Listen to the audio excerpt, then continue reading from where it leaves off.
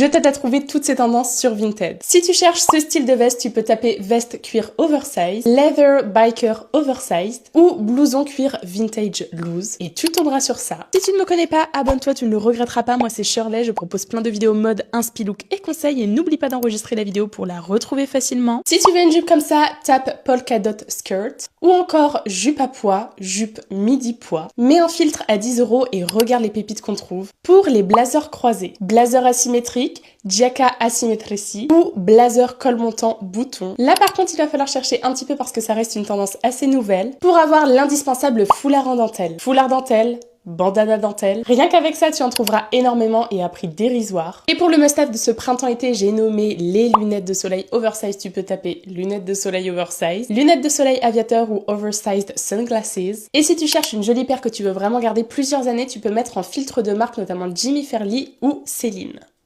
Est-ce que tu t'es déjà demandé pourquoi certaines tenues te vendent mieux que d'autres? En fait, ça peut venir d'un détail auquel personne ne pense, la longueur de ton buste. Et pour ça, il y a une astuce ultra simple. Il suffit de mettre une main plate comme ça, pile en dessous de ta poitrine et la deuxième en dessous. Si ta deuxième main recouvre ton nombril, ça veut dire que ton buste est probablement court. Et si ton nombril reste visible, c'est que tu as un buste plutôt long. Et honnêtement, comprendre ça, ça peut complètement changer la manière dont tu t'habilles. Si tu as un buste long, le but souvent, c'est de rééquilibrer les proportions en allongeant visuellement les jambes. Du coup, les pantalons et les jupes taille haute, ça marche super bien. Et à l'inverse, tout ce qui est taille basse va avoir tendance à allonger encore plus le buste. En gros, l'idée, c'est d'éviter de couper la silhouette pile au milieu. Donc, placer la taille un tout petit peu plus haut pour créer des proportions un peu plus harmonieuses. C'est ce qu'on appelle la règle des tiers. La silhouette est coupée en un tiers et 2 tiers. Les pantalons longs portés avec des chaussures de la même couleur, ça aide à rallonger les jambes. Et même dans les silhouettes oversize, il y a des petites astuces. Par exemple, rentrer légèrement le haut dans le pantalon, même juste devant ou sur le côté. Ou alors porter un top contrastant qui dépasse un peu pour venir recréer cette ligne de taille. Maintenant, si tu as un buste court, c'est plutôt l'inverse. Les tailles très hautes peuvent parfois donner l'impression que tout est compressé au niveau du haut du corps. Souvent, les tailles basses ou moyennes sont plus flatteuses sur ce genre de silhouette. Les looks monochromes fonctionnent super bien aussi parce qu'ils allongent visuellement toute la silhouette. Et les hauts plus longs qui tombent vers les hanches plutôt qu'à la taille permettent de donner un peu plus de place au buste. Autre formule qui marche très bien, c'est du volume en haut et un peu plus ajusté en bas. Par exemple, un gros pull avec une jupe droite ou alors un blazer oversize avec un pantalon un peu plus près du corps. Ça rééquilibre naturellement les proportions. Évidemment, il n'y a aucune obligation dans tout ça. Le but de la mode, ce n'est pas de corriger ton corps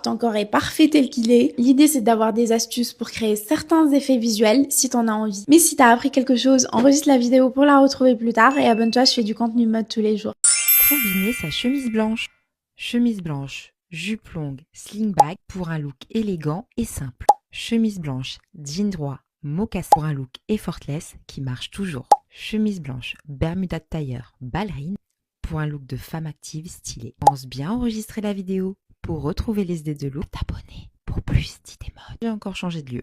Chemise blanche, pantalon large, talon pour une silhouette ultra féminine et allongée. Chemise blanche ouverte, débardeur, short en jean, sneaker pour un look ultra cool mais soigné. Les filles les plus stylées ne s'habillent plus joliment. Elle s'habille intelligemment. Le pantalon ultra rigide taille haute commence à fatiguer. En 2026, on veut des pantalons qui bougent. Alors attention, on ne veut pas des pantalons des années 2000 taille basse vulgaire. Mais une taille légèrement descendue. Un pantalon qui soit ultra fluide. Ça donne tout de suite une vibe quiet luxury. Le vrai luxe en 2026, les basiques parfaits. Il te faut des coupes impeccables, des matières épaisses, des épaules travaillées et un tombé parfait. C'est le genre de pièce simple qui rend une tenue luxueuse. D'ailleurs, j'ai vu pas mal de débardeurs en col roulé. Je trouve ça hyper chic. Les chaussures massives commencent à plomber les looks. Les filles stylées reviennent à des sandales presque invisibles. Et ça allège énormément la silhouette. Le mini sac commence à dater. Maintenant, on veut des grands sacs mous, presque nonchalants. Ça dit, j'ai une vraie vie, mais je suis quand même élégante.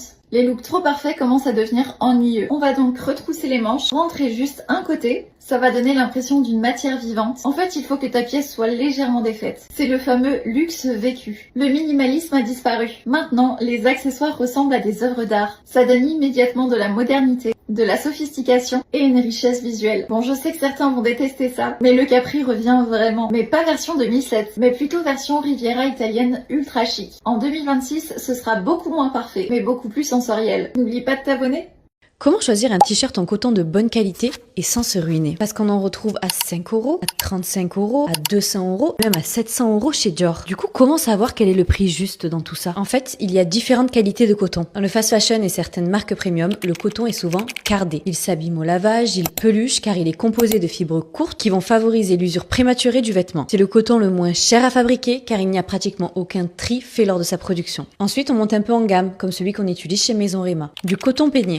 Le coton est brossé, les fibres courtes sont expulsées et les impuretés éliminées. Ce fil de coton est plus solide, dure dans le temps et apporte une douceur extrême au textile confectionné. Petit plus pour le nôtre qui est en coton filé à l'anneau, peigné et lavé pour plus de souplesse et éviter tout rétrécissement. Ensuite, il y a le top du top, la Rolls-Royce du coton, le Sea Island Cotton. C'est le coton le plus rare au monde. Le fil est long, la fibre est résistante et il est soyeux. Il est même récolté à la main dans les Caraïbes pour des conditions climatiques optimales. Un vrai travail de pro. Et pour ne pas vous faire duper, il est certifié par la Sea Island Cotton Association. Et les marques qui l'utilisent ont tout à fait raison de vous proposer leurs t-shirts ou polos à 200, 300 €.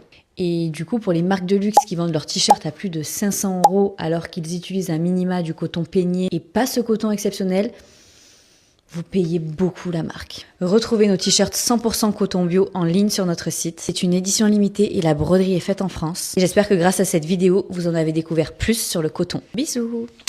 Quel maillot de bain porter selon tes complexes? Si tu complexes sur tes hip dips, je te conseille de porter un maillot de bain qui a des nœuds sur les côtés. Ça va créer une petite illusion d'optique qui fera qu'on les verra beaucoup moins. Si t'aimerais avoir plus de volume au niveau de ta poitrine, je te conseille les hauts de bikini triangle. Si tu n'es pas très à l'aise avec ta morphologie et que t'aimerais avoir une taille plus marquée, je te conseille de prendre un bas de maillot de bain tanga. Ça donnera l'impression que ta taille est beaucoup plus marquée et ça mettra en valeur ta taille et tes hanches. Si tu es complexé par ton bas du ventre ou ton ventre tout court, tu as aussi des maillots de bain taille haute. Ou alors tu peux opter pour un maillot de bain une pièce, sachant qu'il y en a de plus en plus de très jolis. Si tu trouves que tu as les épaules trop larges, tu peux miser sur un bandeau très simple en haut et ajouter du volume en bas. Ça peut être un bas avec des nœuds, avec des petits volants, des petits froufrous. Si tu as une forte poitrine, le haut de bikini le plus adapté pour toi, ce sont les hauts balconnés. Ce sont des bikinis où il y a des armatures juste en dessous, donc ça soutiendra bien ta poitrine. Et en plus sur le marché, t'as pas mal de choix selon si tu veux un haut plus couvert ou moins couvert. Mais n'oubliez pas qu'en dehors de ces petits conseils, il n'y a pas de vraies règles. Le plus important, c'est de vous sentir bien avec vous-même. Si t'es bien dans ce que tu portes, là tu rayonneras automatiquement et je vous souhaite vraiment à toutes de vous aimer comme vous êtes. Bisous!